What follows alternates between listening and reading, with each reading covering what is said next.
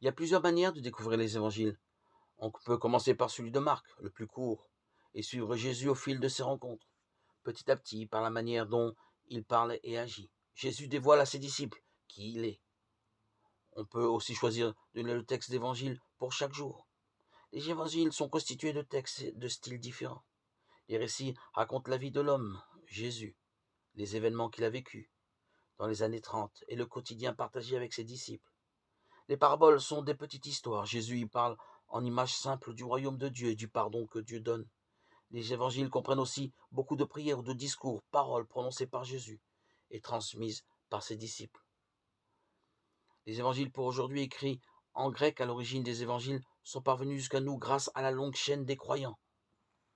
Aujourd'hui, cette bonne nouvelle est pour tous, c'est pourquoi elle est traduite dans toutes les langues. En français, il y a plusieurs traductions, en français courant ou sous forme plus littéraire, plus œcuménique. Les évangiles sont à tous et pour tous. Le chrétien croit que ce qui se vit dans le texte évangélique peut se vivre aujourd'hui, pour tout homme, dans toute culture. Des grandes prières de la foi chrétienne sont tirées des évangiles. Jésus, répondant à la demande de ses disciples, leur apprend la prière du Notre Père.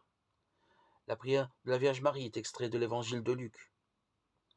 Matthieu et Luc apprennent le texte des béatitudes, dont la plus connue se trouve dans l'évangile de Matthieu. Bienheureux les pauvres de cœur, le royaume des cieux est à eux.